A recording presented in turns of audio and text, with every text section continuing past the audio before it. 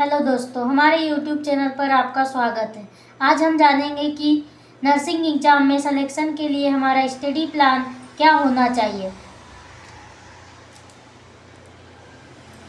To study for selection के लिए पढ़ाई करने के लिए हमारा स्टडी प्लान कैसा होना चाहिए। It is important to have a strong plan. हमारी योजना मजबूत होनी चाहिए। राइट स्टडी मटेरियल, हमारे पास में अध्ययन करने के लिए सही सामग्री होनी चाहिए। And use effective study techniques, अध्ययन करने के लिए महत्वपूर्ण तकनीकों का उपयोग करना चाहिए। प्लान एंड मैनेज टाइम, योजना बनाना है और समय का प्रबंधन करना है। सबसे पहले तो जब हम स्टडी करते हैं तो उसके लिए हमें सही योजना और सही टाइम का प्रबंधन करना है। क्रिएट अ स्टडी शेड्यूल, एक अध्ययन कार्यक्रम बनाना है कि हमें सब्जेक्ट को किस तरीके से डिवाइड करना है और कौन से सब्जेक्ट को सिस्टम वाइज पढ़ना है।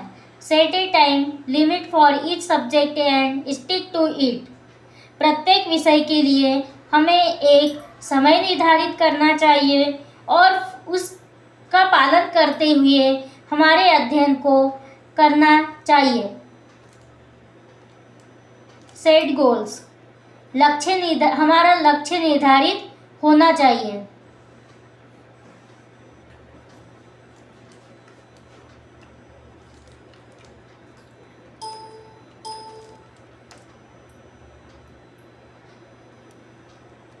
सेट गोल्स, हमारा लक्ष्य निर्धारित होना चाहिए।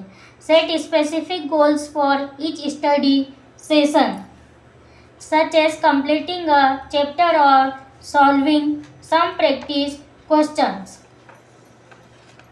प्रत्येक अध्ययन सत्र के लिए एक विशिष्ट लक्ष्य निर्धारित होना चाहिए।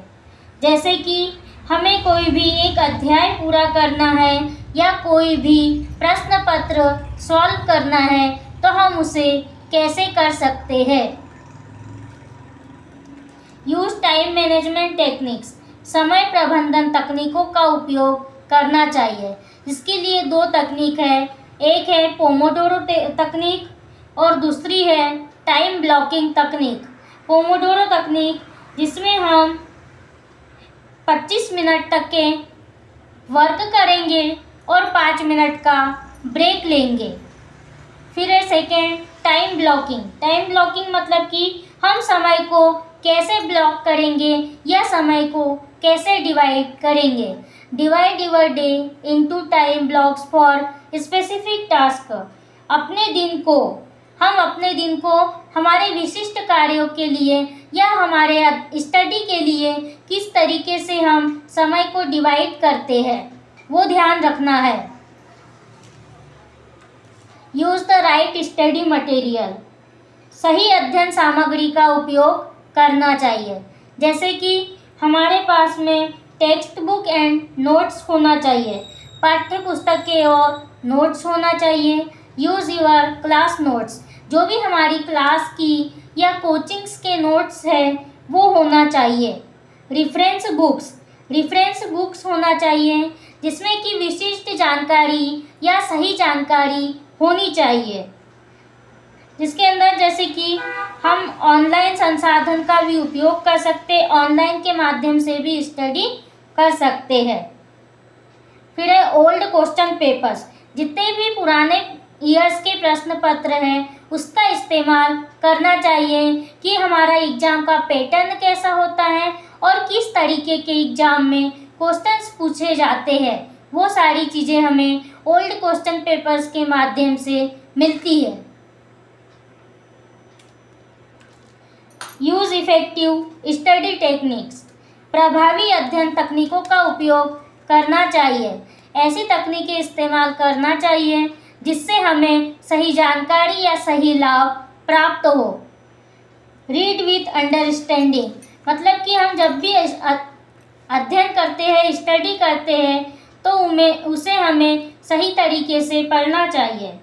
फिर है focus on understanding the concepts, हमें किसी भी चीज़ को रटना नहीं है, बल्कि उसकी जो भी अवधारणा है, जो भी कॉन्सेप्ट है, उसको समझना चाहिए और उस पर ध्यान देना चाहिए। रीड एक्टिवली, मतलब कि हम जब भी पढ़ाई करते हैं तो हमें सक्रिय रूप से पढ़ना चाहिए, न कि निष्क्रिय रूप से।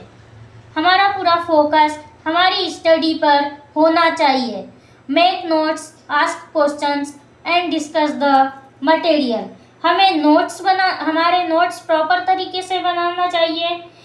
हमारे जो भी ग्रुप में स्टडी करते हैं तो दोस्तों के साथ, या क्लास में स्टडी करते हैं तो टीचर या दोस्तों के साथ सवाल पूछना चाहिए और स्टडी मटेरियल्स पर भी डिस्कस करना चाहिए।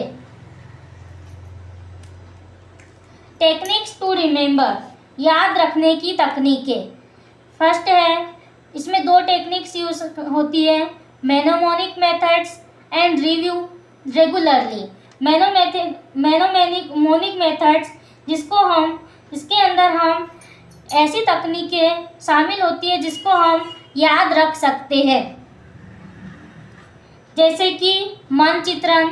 ऐसा चित्रण बनाना है जो हमारे मन में, हमारे माइंड में छप जाना चाहिए, या किसी भी प्रकार के फ्लैश कार्ड का उपयोग हम इसमें कर सकते हैं। फिर है रिव्यू रेगुलरली। हमें इसके अंदर नियमित रूप से हमारी समीक्षा करनी चाहिए या हमारी जांच करनी चाहिए कि हमने पिछले अध्ययन में जो पढ़ा था वो हमें याद है या नहीं, या उसका हमें कितना ज्ञान प्राप्त हुआ है।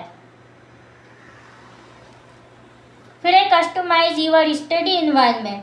जहाँ भी हम स्टडी करते हैं, जिस जगह पर भी हम स्टडी करते हैं, वहाँ का माहौल अनुकूलित होना चाहिए, किसी भी प्रकार का शोर नहीं होना चाहिए और कंफर्टेबल और शांत वातावरण का ही चुनाव करना चाहिए, ताकि हमें जो भी चीज़ें हम पढ़ रहे हैं वो हमें प्रॉपर तरीके से याद रह सके। स्टे हेल्दी, हमें हमेशा स्वस्थ रहना चाहिए। Get enough sleep, eat healthy food, exercise regularly. जब हम स्वस्थ रहेंगे, हमारा माइंड सही तरीके से वर्क करेगा, तभी हम हमारे लक्ष्य को प्राप्त कर सकते हैं। इसके लिए हमें पर्याप्त नींद लेनी है, स्वस्थ भोजन का सेवन करना है और नियमित रूप से एक्सरसाइज करनी चाहिए। स्टे पॉजिटिव, सकारात्मक रहे। हमें हमेशा सकारात्मक रहना चाहिए। हमारी जो सोच है वो सकारात्मक होनी चाहिए। बी कॉन्फिडेंट, हमें हमारे ऊपर आत्मविश्वास रहना चाहिए। डोंट गिव अप, हमें हार नहीं मानना चाहिए। फोकस ऑन योर गोल्स, हमें हमेशा हमारे लक्ष्य पर ध्यान केंद्रित करना चाहिए। Make sure you create an effective strategy for your study and follow it।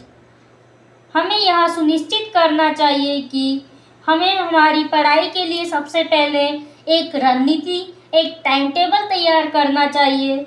उसी के अनुसार हमें हमारी पढ़ाई को करना चाहिए, ताकि हम अपने लक्ष्य में हम सफलता हासिल कर सकें और इन्हीं